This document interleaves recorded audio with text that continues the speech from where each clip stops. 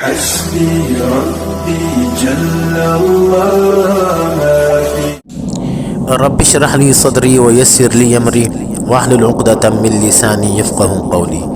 معزز سامعین کرام، آج کے پروگرام کے اندر ہم آپ کو خوش آمدید کہتے ہیں۔ السلام علیکم ورحمۃ اللہ وبرکاتہ۔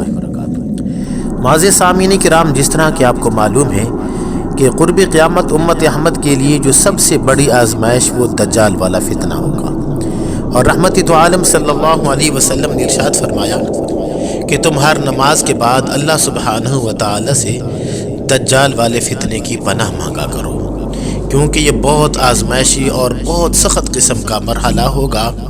تو آج کے اس پروگرام کے اندر، آج کے درس کے اندر، جو دجال کا ظاہری حلیہ وہ کیسا ہوگا وہ ہم آپ حضرات کے سامنے بیان کرنے جا رہے ہیں، تاکہ وہ علامات ہمیں یاد ہو جائیں، اور اللہ نہ کرے اگر ہماری زندگی کے اندر دجال آ بھی جاتا ہے تو ہمارے لیے اس سے بچنا اور اس کی پہچان کرنا آسان ہو جائے۔ معزز سامعین کرام، جو پہلی نشانی دجال کی ہے وہ یہ ہے کہ دجال چھوٹے قد کا ہوگا، اور اس کی چال میں پنڈلیوں کے درمیان فاصلہ زیادہ ہونے کی وجہ سے لڑکڑاہٹ ہوگی۔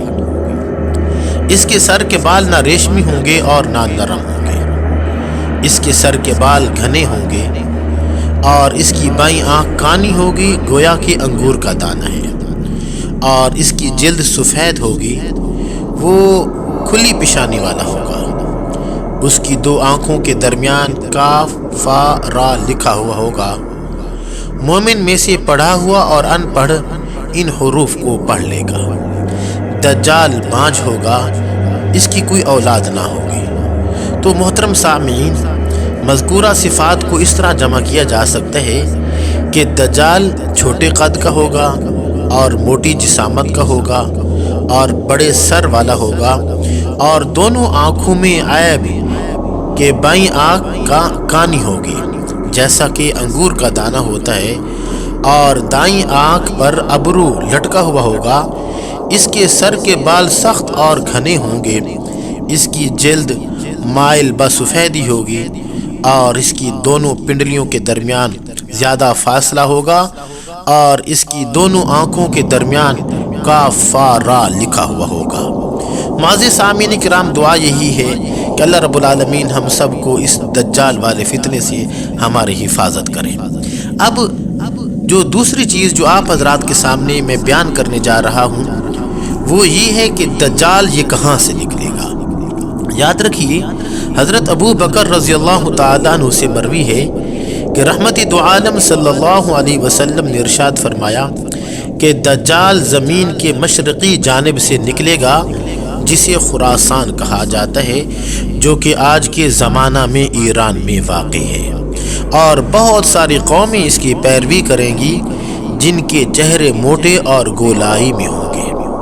دجال کے نکلنے کے بعد اس کی خبر پھیلنے کی ابتدا شام اور عراق سے ہوگی، کیونکہ ایک روایت میں ہے کہ رحمت دو عالم صلی اللہ علیہ وسلم دجال کے متعلق فرماتے تھے کہ وہ شام اور عراق کی زمین کے درمیان سے نکلے گا، یعنی کہ اس کے نکلنے کی خبر وہیں سے پھیلے گی۔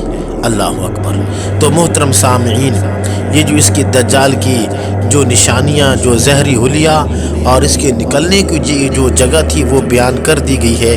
بس اللہ رب العالمین ہم سب کی جو ہے وہ حفاظت فرمائے، اور ہماری جو آنے والی نسلیں ہیں اللہ ان کی بھی حفاظت فرمائے۔ اسی کے ساتھ اجازت دیجیے اپنے بھائی قاری محمد زبیر حسن کو، انشاءاللہ اگلے درس کے اندر آپ سے ملاقات کرتے ہیں۔ السلام علیکم ورحمۃ اللہ وبرکاتہ۔